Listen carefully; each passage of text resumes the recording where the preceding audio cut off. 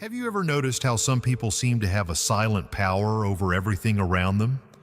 They don't need to raise their voice, they don't make empty promises, they simply withdraw. And in that act, everything changes. The atmosphere shifts, people begin to doubt, to chase after, to seek an answer. Now imagine if you did the same. If you stopped reacting immediately to everything. If you chose calm instead of the automatic response. Retreat instead of emotional explosion. What do you think would happen? That's where the key lies. When you stop being constantly available, physically, emotionally, and psychologically, the world around you goes into a state of turmoil. Because people are used to controlling you through your responses, through your reactions, through your predictability. But the day you choose to withdraw, the rules change. And those who thought they knew, you realize they know nothing about you. Carl Jung said, "Well, what irritates us about others can lead us to a better understanding of ourselves." Now think about this. When you become inaccessible, who really starts to feel uneasy? Who gets angry? Who tries to provoke you just to see if they can get something from you? This reveals much more about the other person than it does about you. And most importantly, it reveals how deeply you are still being manipulated without realizing it. You keep giving yourself to please, to avoid conflict, to not lose people who deep down were never really on your side. And with every forced yes, every impulsive response, every emotional reaction, you give away a piece of your energy. And at the end of the day, what's left? Exhaustion, disillusionment, an emptiness you can't explain. But let me explain why. Because you have become too available for those who don't deserve even a second of your silence. This message is not about turning your back on the world, it's about choosing yourself. It's about discovering what Jung called the process of individuation, the path to wholeness, authenticity, completeness. And this process begins when you understand that silence can be stronger than 1,000 arguments. That withdrawal, when it comes from awareness and not from escape, is an act of power. So I ask you now, looking into your eyes, how long will you continue to be controlled by the emotions of others? How long will you react like a puppet every time someone pokes your wound? Maybe it's time to cut those strings, to withdraw, to become a mystery. Because when you stop being available, everything changes. You have been taught to always be present, to respond quickly, to please, to say yes, even when you wanted to say no. Since childhood, you have been conditioned to believe that your worth lies in how available you are to others. But here's a truth that perhaps no one has told you with this clarity. This excessive availability is not a virtue. It is a prison. And as long as you continue to think that you need to be accessible all the time, emotionally or otherwise, you will be manipulated, drained, and forgotten as soon as you are no longer useful. Do you know why? Because being always available makes you seem predictable. And everything that is predictable becomes a tool. People start to use you as an emotional emergency button. They press it when they want attention, relief, validation, and then put you back on the shelf. But you don't realize this because you are trapped in an illusion that being present for everyone will make someone be present for you. But it doesn't work that way. Carl Jung spoke about the persona, this mask we wear to be accepted, loved, recognized, and it is exactly this mask that keeps you overly available. You say it's okay when you are suffocating. You respond to messages immediately even when you are exhausted. You explain yourself, justify yourself, defend yourself, as if you owe something to the world. But the truth is that the more you place yourself at the center of others' stage, the more you disappear from your own. Being available all the time is a subtle form of self-abandonment. It is a disguised way of seeking approval, avoiding rejection, trying to control the image others have of you, but this control comes at a price, and the price is your peace. It is your vital energy being distributed as if it were infinite, when in fact, it is limited, very limited. People who want you available all the time, in fact, do not want you. They want what you provide: validation, company, distraction, emotional comfort. But when you change, when you set a boundary, when you refuse to react, those same people get irritated, accuse you, say you are weird. It's not because you changed. It's because you stopped being functional for them. And here's the cruelest point. The more available you are, the less value others give you. Because what is too abundant becomes emotional rag. No one respects what they don't have to earn. No one values what is always there. So now stop and think, who truly deserves your time? Who deserves your attention, your presence, your listening? Or better yet, who deserves your absence? But before answering that, we need to understand one essential thing. Why do we react so much? Why do we give in so easily? What is behind this almost automatic desire to respond, justify, and please? The answer lies in what Carl Jung called psychic energy, and that is what we will talk about in the next part, because your energy is all you have. And if you don't learn to protect it, someone will use it against you. Carl Jung did not see the human psyche as an automatic machine that reacts to stimuli without consequences. For him, our mind is like an energy system, and every thought, emotion, and action consumes a part of that energy. The question is, are you choosing where your energy goes, or are you letting the world decide for you? Every time you react impulsively, you are wasting psychic energy. When you defend yourself against a criticism that didn't even deserve attention. When you respond to a provocation just to prove you are right. When you engage in useless discussions. When you try to please those who do not value you. You are spending your inner strength on what does not nourish you, and Jung was clear. That which you resist persists. The more you react, the more you bind yourself. People who live emotionally drained are not weak. They are misdirected. And do you know what happens to someone who lives exhausted? They become vulnerable. And when you are vulnerable, you become easy prey. Manipulative, opportunistic, and emotionally needy people can sense this. They notice that you do not know how to guard your energy, that you react to everything, that you're always trying to solve the world, and they take advantage of it. Jung said that a healthy psyche is one that knows how to keep energy within the system. This means knowing how to say no without guilt, knowing how to remain silent without feeling cowardly, knowing how to observe before acting.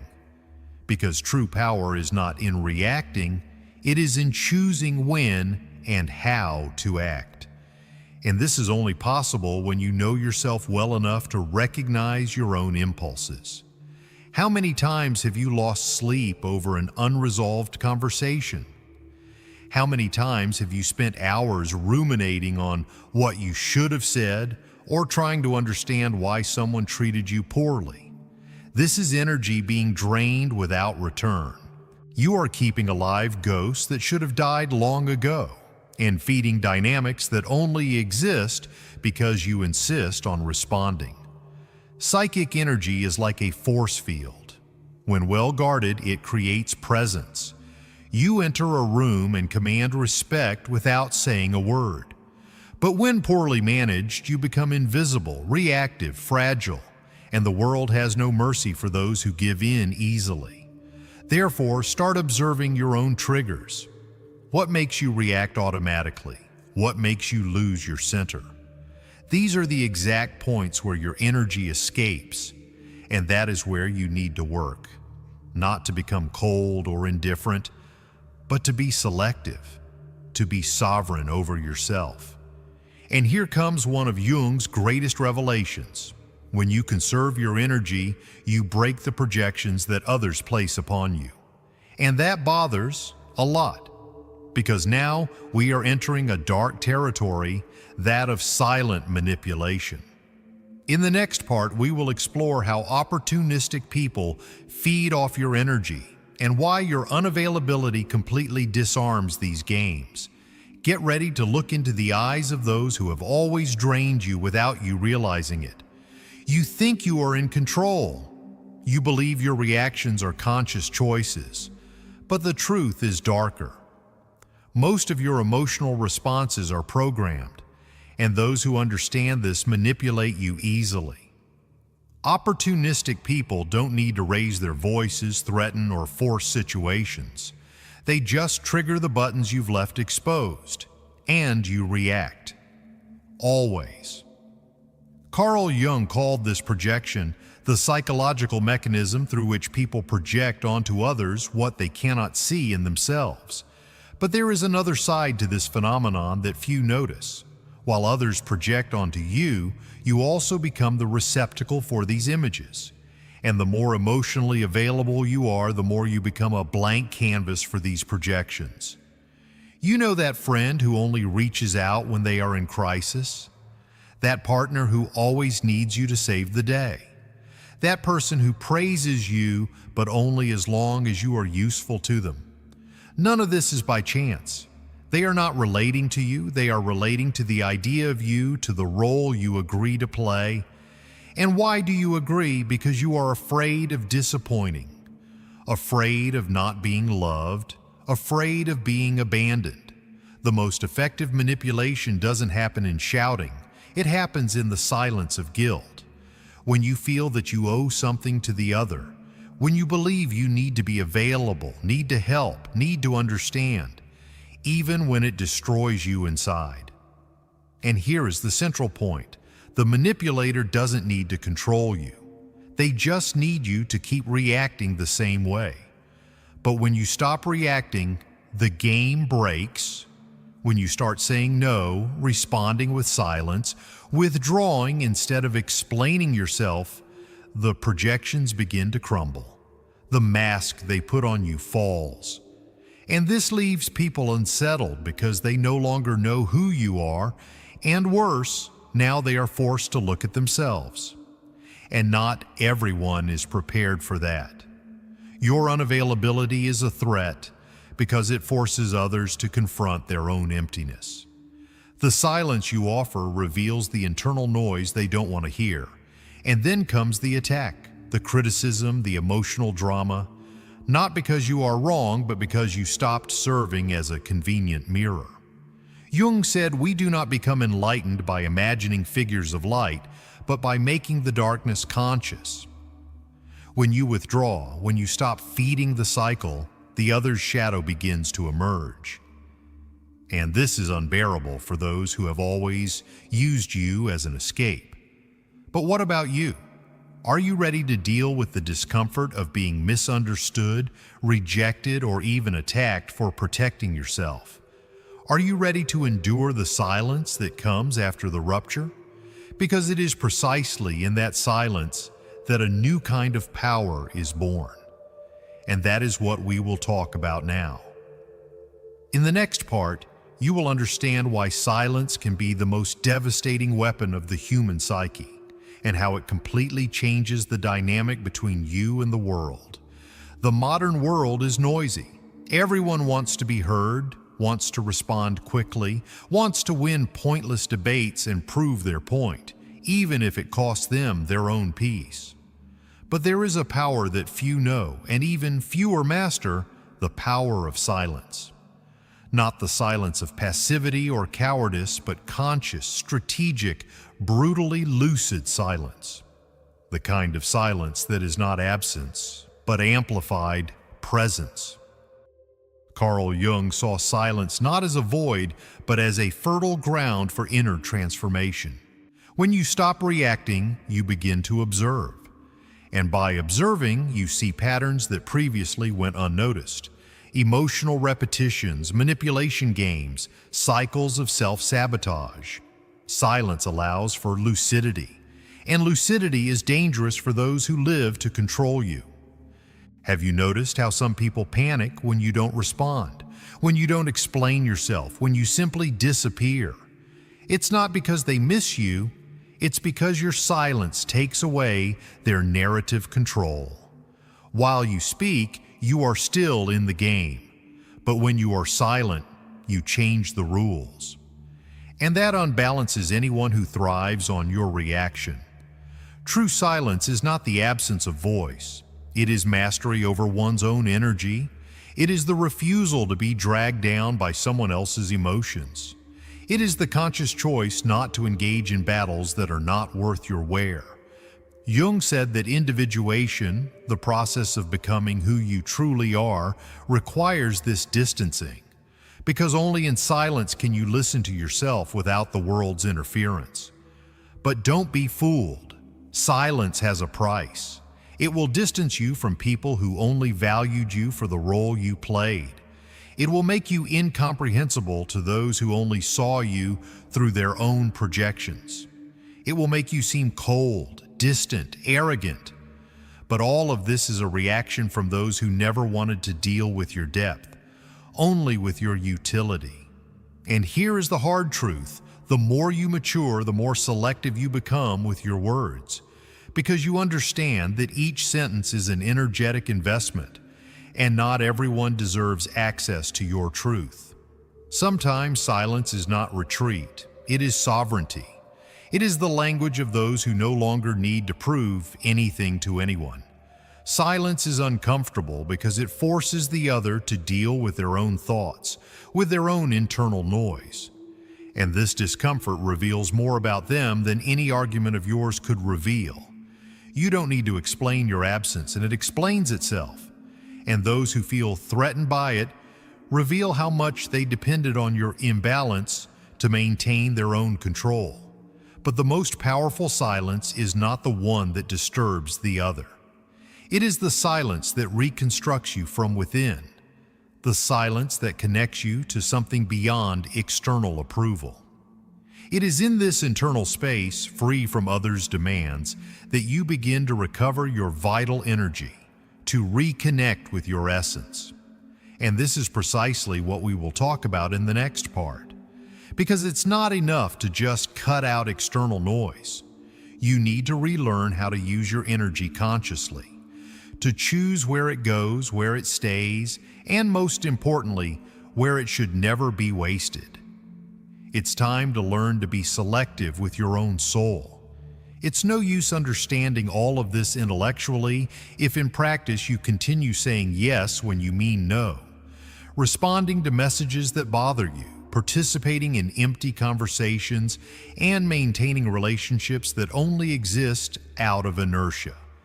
Awareness without action is just another form of self-deception. True transformation begins when you firmly decide to become selective, and this requires emotional discipline. Conscious unavailability is not about being cold, arrogant, or indifferent. It's about no longer being accessible to anyone, at any time, for any reason. It's about taking control of your own energy, your own time, your own peace. And this starts with small actions, not responding immediately, breathing before reacting, leaving a discussion before being dragged into chaos, turning off your phone without guilt, saying not today, saying I'm not interested, saying I won't get involved. But here's the most important part. You don't need to justify your absence. You don't need to explain your silence. You owe nothing to anyone but yourself. And this, for many people, is unforgivable. Because when you refuse to explain yourself, you take away the other person's power to keep you within an emotional narrative, where you are always the helpful, understanding, accessible one. Carl Jung understood that every process of individuation goes through isolation, but not a depressive isolation, a sacred isolation. A time of inner retreat where you relearn to listen to your own voice without the world's interference. Where you rebuild your identity not based on the gaze of others, but from your own center. Want to know a good thermometer for your evolution? Observe who starts to distance themselves from you when you become more reserved. Observe who tries to provoke you when you stop reacting. Observe who accuses you of having changed when you finally start to protect yourself. These are not signs that you are wrong. They are proof that you have begun to free yourself. Being unavailable is uncomfortable at first. You will feel guilty. You will think you are being selfish.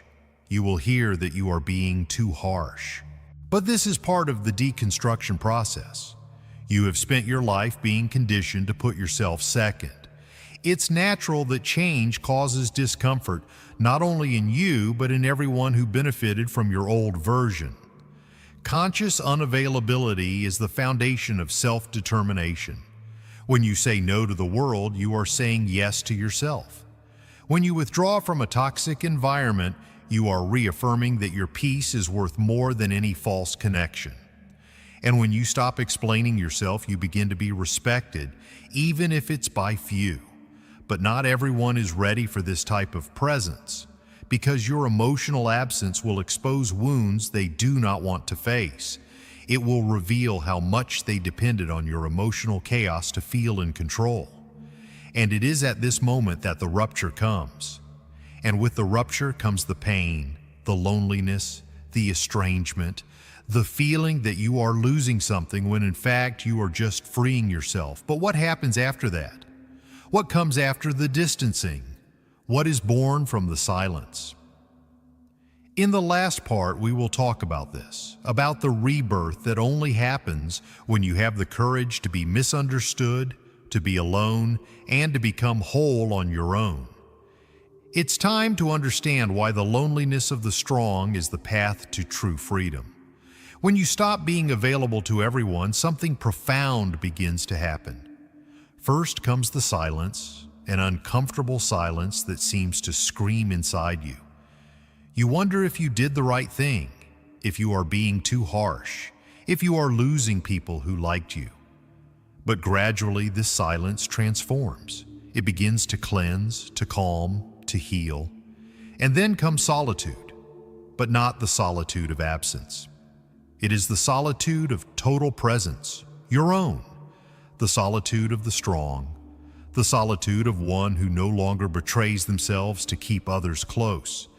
And in that space where there was once confusion, clarity enters. Where there was once anxiety, peace enters. Where there was once neediness, a new kind of strength enters.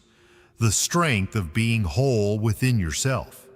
Carl Jung said that the process of individuation, becoming who you really are, requires you to distance yourself from the collective, that you disidentify from the mask, that you walk alone for a while. And that is exactly what you are doing when you decide to become unavailable. You are not fleeing the world. You are returning to yourself. It is at this point that you stop being a reactor and become a creator. You cease to be shaped by circumstances and begin to shape your reality from within. The people who feel uncomfortable with your absence, they reveal that they never wanted you. They wanted the role you played. And now that you no longer fit, they don't know what to do with you. And that is liberating. You will lose people, but you will find yourself. You will distance yourself from places, but you will reconnect with your essence. You will become misunderstood, but finally you will begin to be respected. Because when you are no longer available for anything, you become valuable, rare, unforgettable. Don't let yourself be deceived.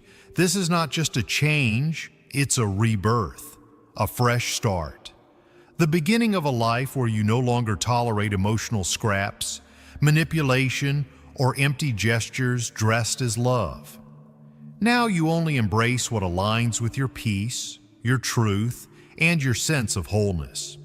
If you've reached this point, it's because a part of you is already prepared for this new journey. A part of you has realized that being loved means nothing if it requires you to lose yourself. And true self-love begins when you choose yourself, even if it means walking alone for a while. Now let me ask you, Are you ready to be misunderstood, rejected, or even hated in the name of your inner freedom? Are you ready to pay the cost of being your authentic self? If this message resonated with you, if it sparked something within, write in the comments, "I choose my peace." Let's see how many here are ready for this transition. And remember, keep watching the next video. It's more important than you think.